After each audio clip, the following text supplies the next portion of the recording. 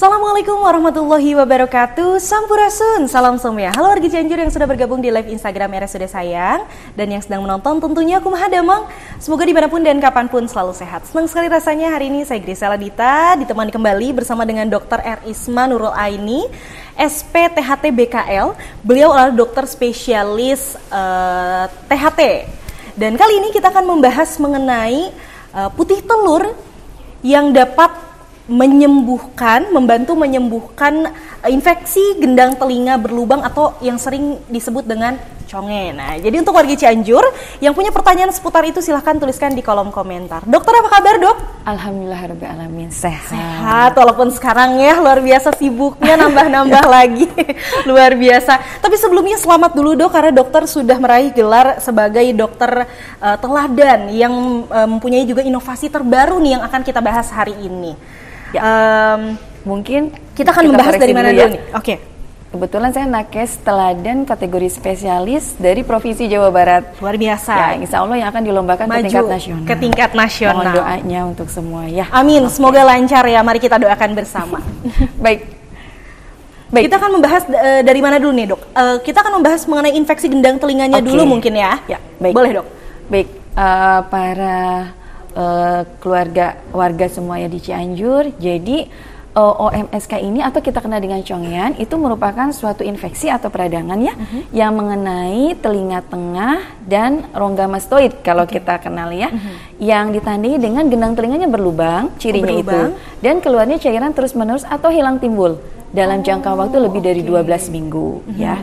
Nah, infeksi congean ini kalau dibiarkan tentu menjadi masalah. Kalau kita kembali lagi flashback, kita lihat epidemiologi. Ternyata kasus OMSK ini tinggi di dunia itu. Dan prevalensinya di dunia itu penderita OMSK kurang lebih 65 sampai 330 juta penduduk di dunia. Dan bayangkan hampir 60%-nya itu mengalami gangguan pendengaran yang signifikan. Gitu ya. Nah, bagaimana dengan prevalensi di Indonesia? Prevalensi di Indonesia itu kurang lebih 3 sampai 5,2%. Nah, jadi kalau kurang lebihnya itu 6,6 juta penduduk di Indonesia mengalami gangguan mengalami OMSK. Nah, sekarang pertanyaannya, gimana sih, Dok, kalau di Kabupaten Cianjur ini? Nah, kebetulan di RSUD Sayang ternyata gendang telinga berlubang atau infeksi gendang telinga berlubang ini atau kita kenal dengan congean itu ternyata angka kunjungan tertinggi Dok ya yang datang ke poliklinik THT di RSUD Sayang pada periode tahun 2022 kemarin dari Januari sampai Desember kurang lebih ada hampir 864 pasien 800 Dok ya dalam 1 tahun ya kemudian dan ini selain angka rujukan tertinggi, tentu ini menjadi problem. Iya, betul sekali. Menjadi problem gitu. Kalau kita tidak tangani dengan baik. Apa problemnya? Satu, ini menjadi masalah kesehatan terbesar yang mengakibatkan gangguan pendengaran yang signifikan. Betul. Yang kedua, kalau kita tidak tangani secara baik, maka akan menimbulkan penyebaran infeksi lebih lanjut atau komplikasi. Bahkan dapat mengancam kematian. Mengancam kematian? Ya. Bisa kayak gitu, Dok? Karena nanti infeksinya menyebar tidak hanya ke daerah telinga, itu yang kita kenal dengan komplikasi. Bahkan bisa sampai ke otak, sampai meningitis sebahaya gitu ya. Sebahaya itu karena bisa penjelarannya sampai ke daerah intrakranial atau di dalam otak atau di luar ekstrakranial ya atau di temporalnya. Sampai sebahaya itu. Nah, sehingga yang menjadi problemnya adalah ternyata sangat sulit untuk selama gendang telinga itu dia tidak menutup, itu infeksi akan terus terjadi. Kebayang kan? Sama seperti halnya kita punya rumah ada pintunya. Kalau pintunya bolong, ya maling masuk, debu masuk gitu. Sehingga selama gendang telinganya tidak menutup sempurna, maka infeksi akan terus terjadi. Nah, itulah terjadinya rekarensi gitu. Paham sampai situ ya? Gitu. Ini ya, Dok ya gambarnya. Nah, ini betul. Ini adalah gendang telinganya yang berlubang ya, dan ini keluar cairan. Nah, pada kenyataannya yang menjadi problem juga itu tadi kasusnya yang tertinggi. Kedua, kemungkinan mengakibatkan gangguan pendengaran yang signifikan. Nah, yang ketiga adalah pemberian medikamentosa. Saat ini kan pemberian medikamentosa ya, itu mampu mengendalikan infeksi agar tidak berlanjut. Namun sangat sulit untuk mengembalikan gendang telinga agar dapat menutup secara alami. Oke. Nah, sedangkan kita perlu gendang telinga itu harus menutup gitu agar debu tidak masuk, air tidak masuk dan sebagainya.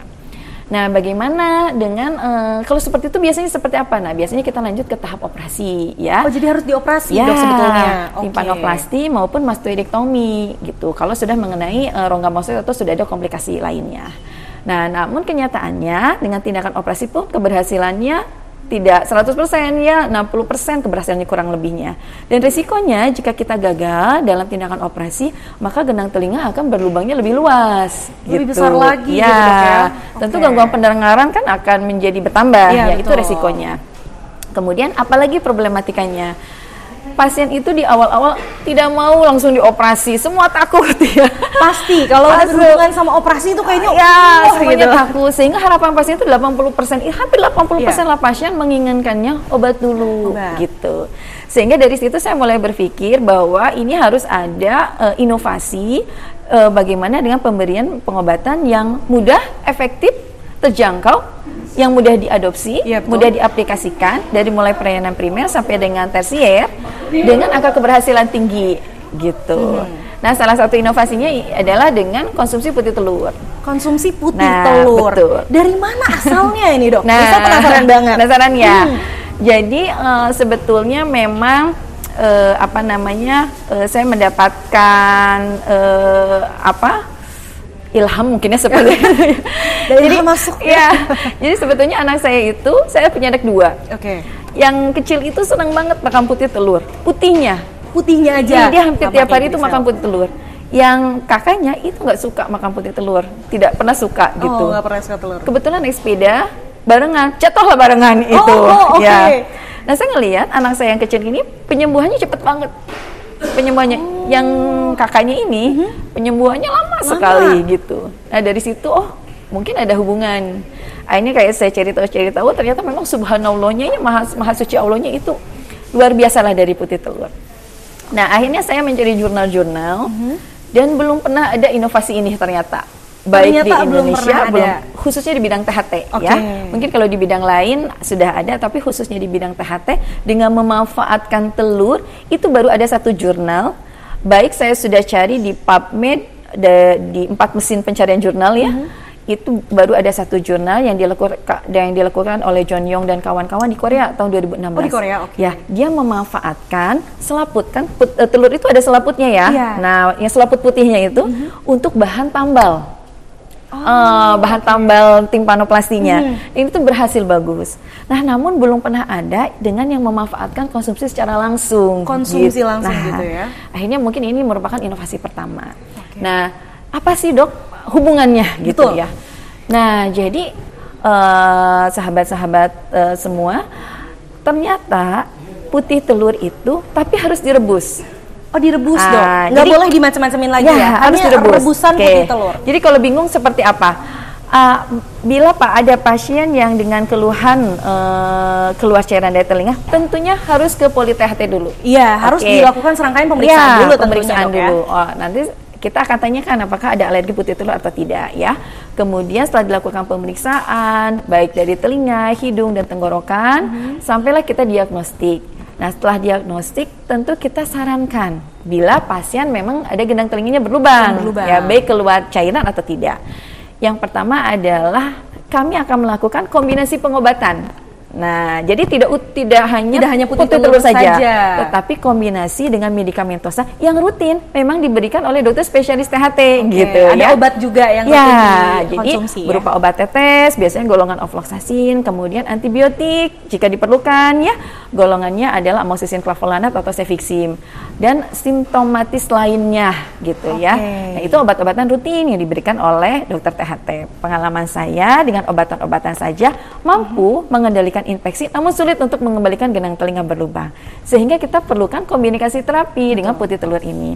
Nah, bagaimana sih dok mengkonsumsinya? Nah, yang perlu kita konsumsi itu adalah putih telurnya itu direbus ya sehari 3 kali. Oh, dimakan sehari 3 kali. Seperti obat juga ya dok? Iya. Nah, pertanyaannya banyak. Dok, boleh nggak ada telur ayam kampung, telur apa sih gitu ya? Atau diganti ayam, diganti. Nah, ternyata unsur protein paling tinggi itu didapatkan dari telur ayam kampung atau ayam ras, atau kita kenal dengan ayam negeri. Boleh dua-duanya. Dibandingkan dengan telur bebek, telur puyuh, apalagi kan masih kecil ya telur puyuh. Dibandingkan ayam, dibandingkan sapi, ternyata kandungan proteinnya lebih tinggi.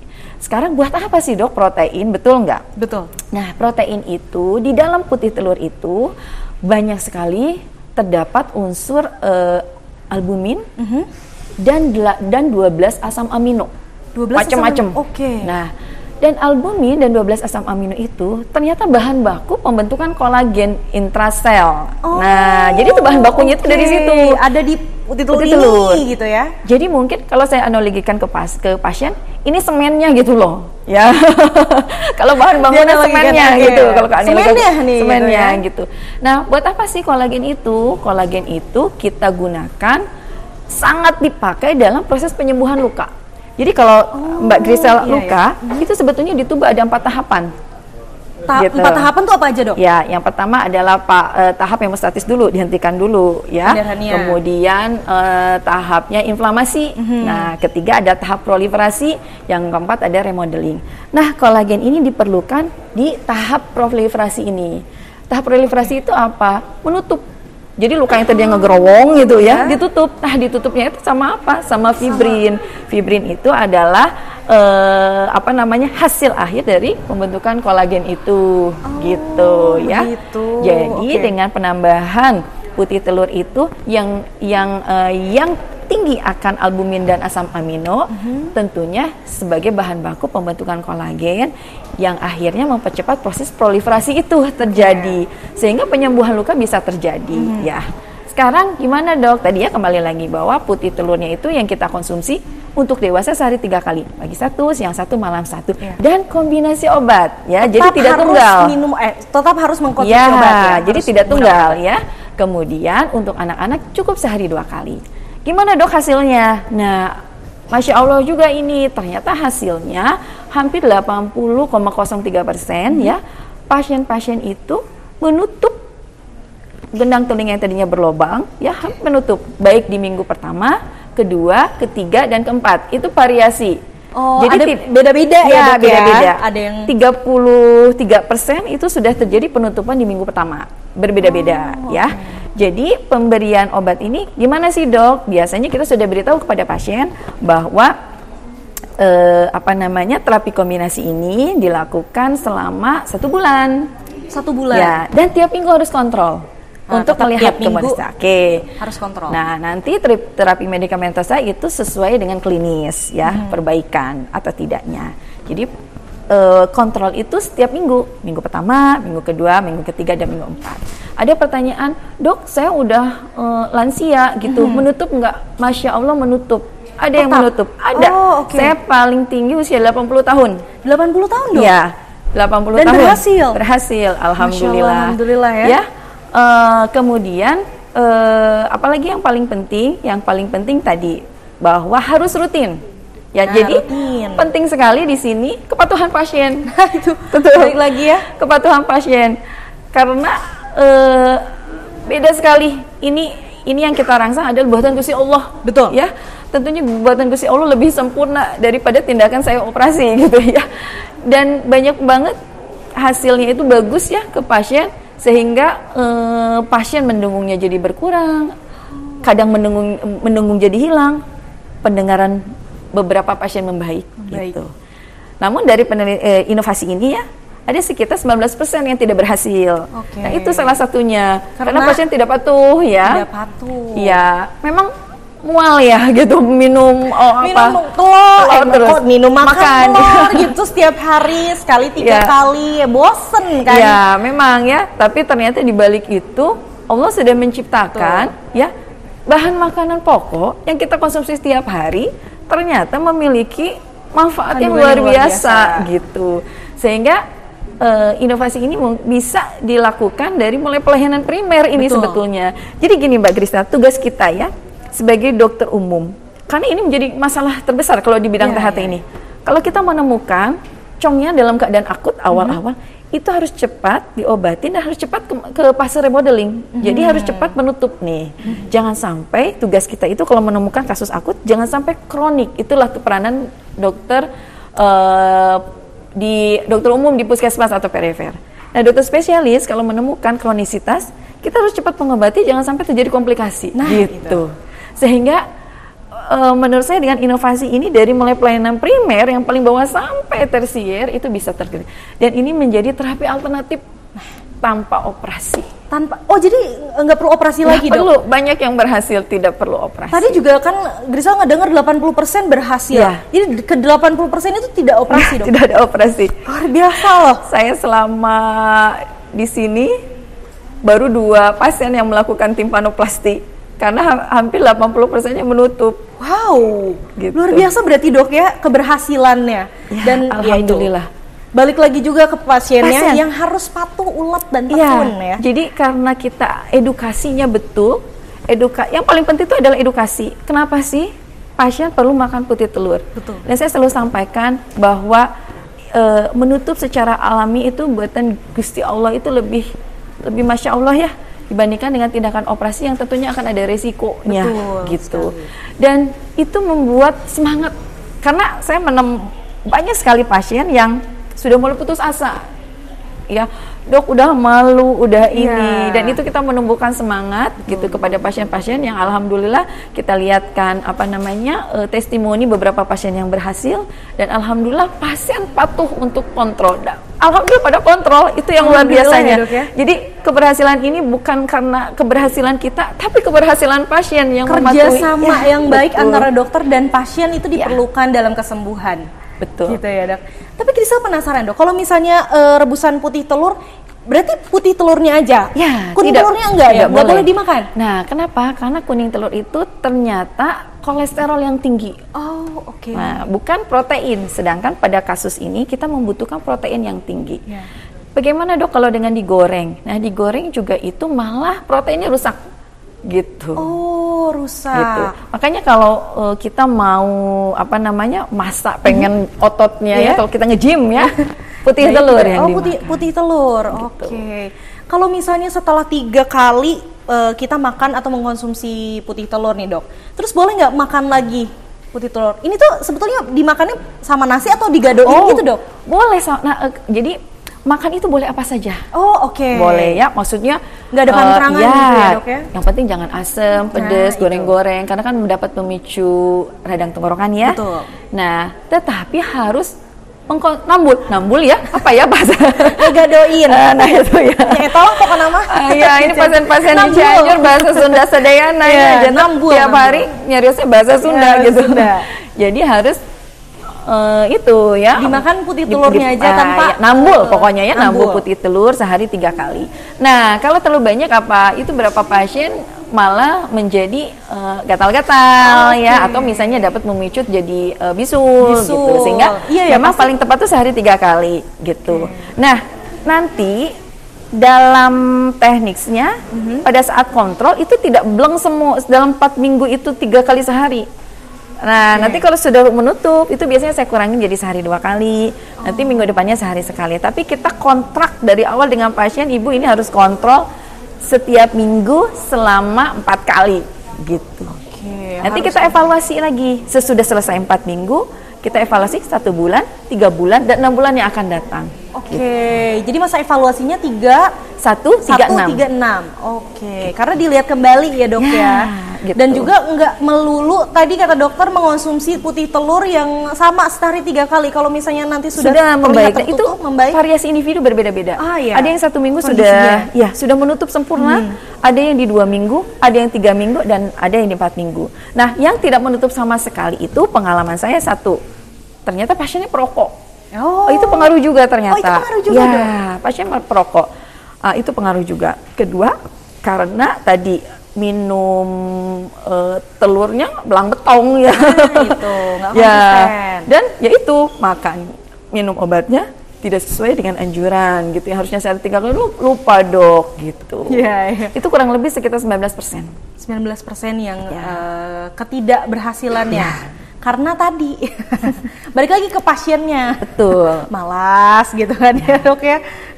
Oke, dokter sudah ada beberapa pertanyaan yang masuk, jadi Grisel akan bacakan satu persatu pertanyaan yang masuk ya. Oke, ada dari Ibu Ariska 20298 _ Maaf dok, mau tanya, kemarin setelah cek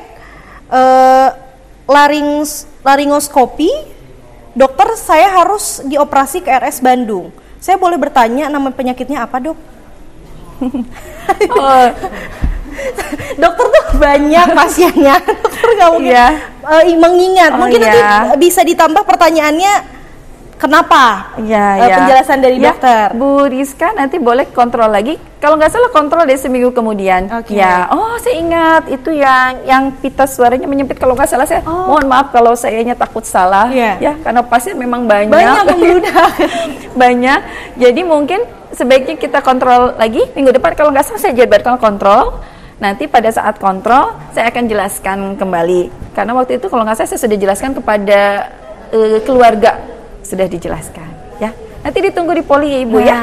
Mending kontrol lagi biar nanti nggak kesana kemari nih pikirannya. Jadi mending nanti langsung konsultasi bersama dokter kembali gitu ya Bu ya. Ada lagi pertanyaan yang masuk dari Bapak Abu Nazia. Selamat pagi dok. Seberapa umum infeksi conge atau gendang telinga berlubang ini? Apakah faktor terkuat pencetus infeksi ini? Ya tadi belum dibahas ya. Baik, jadi paling sering memang terjadi pada anak-anak gitu. Nah, pada dewasa terjadi karena apa? Karena kejadian pada anak-anak itu belum menutup gitu. Jadi pasti ada riwayat. Kalau kita tanya pasti flashbacknya itu, oh iya dulu pernah dok keluar air. Nah, karena belum menutup sehingga infeksi mudah masuk gitu ya. Jadi kalau prevalensi tertinggi itu ya pada usia 3-5 tahun. Kenapa? Karena penghubung antara tuba eustachius kalau kita secara medis tuh ya, penghubung telinga dengan hidung itu masih datar kalau pada anak-anak. Kalau pada dewasa penghubungnya udah nungging begini gitu ya. Sehingga apa? Kalau data seperti ini ada infeksi di hidung, bakteri di hidung mudah lari ke telinga. Gitu. Kalau nungging, bakteri juga disuruh nanya nggak mau Mbak Grisel, kita aja capek ya kalau bakteri juga nggak mau gitu. Jadi itu dia. Jadi pada kasus-kasus dewasa biasanya ada riwayat dulunya pernah keluar cairan, namun belum menutup kembali. Nah itulah. Gitu. Tapi dok, atau ini tambahannya penggunaan cotton bud. Jadi ada trauma, ada trauma gitu. Jadi gendang telinganya bolong. Itu juga banyak kasus. Tapi itu tuh genetika nggak sih dok? Enggak. Jadi mulanya itu pada saat kecil infeksi batuk pilek yang nggak cepat diobatin gitu, atau netein sambil tiduran. Itu faktor resiko waktu kecilnya. Nah, padahal pada saat waktu kecil itu karena gendang karena masih bertumbuh ya, kemungkinan menutupnya memang besar. Tetapi dengan pengobatan yang tepat gitu ya. Dengan pengobatan yang tepat. Nah, problemnya pada saat dewasa tadi pasti ada riwayat, nanti kelihatan. Kalau gendang telinganya bolong, kalau bolongnya bulat seperti ini, itu pasti udah kejadiannya kronisitas. Kalau awal-awal bolongnya itu pararuguh gitu, kesana kesini, gitu ya, tidak beraturan. Jadi nanti kita bisa lihat, dari bentuk lukanya sudah bulat, ini udah kronis. Biasanya sudah lebih dari 2 tahunan kalau sudah seperti itu, gitu. Makanya ini dia kalau misalnya ada keluhan harus segera periksakan ke dokter. Gitu, insya Allah ada solusi. Iya, pasti. Nggak mungkin kan semata-mata Allah menciptakan segala sesuatu kalau misalnya nggak ada solusinya juga. Gitu. Ada lagi pertanyaan yang masuk dok dari Ibu Silvi Emi. Assalamualaikum dokter, izin bertanya, untuk inovasi ini apakah ada saran untuk yang mengalami alergi terhadap konsumsi telur? Nah iya, betul. Ini problemnya memang pada yang alergi. Ya, pada yang alergi memang saya belum, kan ini inovasi baru ya Bu, inovasi baru. Mungkin nanti untuk yang alergi kita mau coba dengan gabus. Tapi belum ya, karena saya mau fokus dulu dengan putih telur karena ternyata dari hasil yang tahun kemarin itu hanya 8 orang yang alergi. Tentunya kalau kalau ada alergi telur tidak bisa mengkonsumsi telur, jadi hanya medikamentosa saja gitu. Namun kadar kandungan protein tinggi itu kita dapat juga dari gabus. Gitu. Tapi belum sampai, mudah-mudahan nanti program inovasi selanjutnya. Inovasi terbaru dokter. Ya, inovasi selanjutnya ya mudah-mudahan. Jadi saat ini kita lebih fokus ke putih telur karena memang itu bahan protein yang mudah didapat. Mudah didapat dan dikonsumsi. Iya, mudah didapat banget dok. Pasti di setiap warung ada gitu ya. Setiap hari makan telur ya? Iya, setiap hari. Tiap hari, dan pasti ada Grisel, nggak akan mungkin kelangkaan terjadi gitu, pasti ada aja. Apalagi tadi dokter membolehkan untuk mengonsumsi antara telur ayam kampung ataupun ayam negeri sama gitu. Tinggi proteinnya itu paling tinggi di dua itu. Inovasi ini sebetulnya sudah berjalan berapa lama, Dok? Sudah hampir yang terdokumentasi setahun ya. Setahun ini? Ya, kurang lebih sudah 2 tahun lebih ya. 2 tahun saat lebih. Pandemi itu, jadi problem pandemi itu adalah kita tidak bisa operasi. Oh iya, karena ya, jadi saat itu mulai kita berpikir, aduh gimana ya. Ya alhamdulillah ya, Allah memberikan jalan lewat putih telur ini yang luar biasanya ternyata dari bahan makanan pokok kita sehari-hari. Oke, luar biasa dokter. Semoga akan terus ada inovasi, dan inovasi ini akan terus berlanjut. Amin. Jadi inovasi yang luar biasa, dan tentunya kita akan tunggu inovasi-inovasi selanjutnya dari dokter nih, Dok. Oke, nggak terasa udah 30 menit sudah kita ngobrol-ngobrol. Sebelum kita pamit, adakah pesan yang mau dokter sampaikan kepada warga Cianjur tentang ini dan putih telur? Silahkan. Baik, kepada warga Cianjur semua, jika mengalami gangguan dengan keluar cairan dari telinga, jangan sungkan-sungkan segera berobat ke Poliklinik THTKL di RSUD Sayang Kabupaten Cianjur. Insya Allah kita ada inovasi terapi alternatif tanpa operasi, yang mudah-mudahan ini bentuk ikhtiar kita sebelum melangkah ke tahap operasi. Mudah-mudahan genang telinganya selain kering bisa menutup secara alami, yang dari hasil inovasi kemarin itu hampir 80% keberhasilannya tinggi. Kalau ditanya, Dok gimana bakal berhasil? Wallahu a'lam. Kita hanya bentuk ikhtiar gitu sebelum kita melakukan tahap operasi. Insya Allah ini menjadi solusi yang bisa diaplikasikan mulai dari pelayanan yang primer di puskesmas sampai ke pelayanan tersier gitu. Sehingga ini menjadi terapi inovasi, kombinasi terapi baik dengan mengkonsumsi putih telur dan medikamentosa sebagai terapi alternatif tanpa operasi dalam penaklukan kasus OMSK tanpa komplikasi. Untuk komplikasi harus tetap jalur operasi. Oke. Semuanya berarti bisa dikonsultasikan terlebih dahulu sama dokter. Jadi boleh untuk warga Cianjur yang punya permasalahan pada tubuh Anda, silahkan langsung saja datang ke RSUD Sayang. Jadi segeralah lakukan pemeriksaan secara menyeluruh biar supaya kita tahu dan cepat tanggap dalam melaksanakan serangkaian pengobatannya. Oke, terima kasih banyak dokter sudah berkenan ngobrol-ngobrol hari ini sama Grisel. Semoga sukses dan semoga meraih juara di nasional ini. Mohon doanya dari semua ya. Ya, untuk Cianjur, untuk Jawa Barat, untuk Indonesia, dan untuk dunia. Luar biasa dokter. Terima kasih sekali lagi. Terima kasih untuk warga Cianjur yang sudah bergabung di live Instagram RSUD Sayang dan yang setia menonton. Semoga dimanapun dan kapanpun selalu sehat ya. Jangan lupa follow Instagram, Facebook, TikTok rsud.sayang.somea. Dan jangan lupa like, comment, subscribe, dan share sebanyak-banyaknya video ini karena akan sangat bermanfaat. Saya Grisela Dita bersama dengan Dr. R. Ismanul Aini, spesialis THTBKL. Kami berdua pamit undur diri. Wassalamualaikum warahmatullahi wabarakatuh. Salam-salam ya.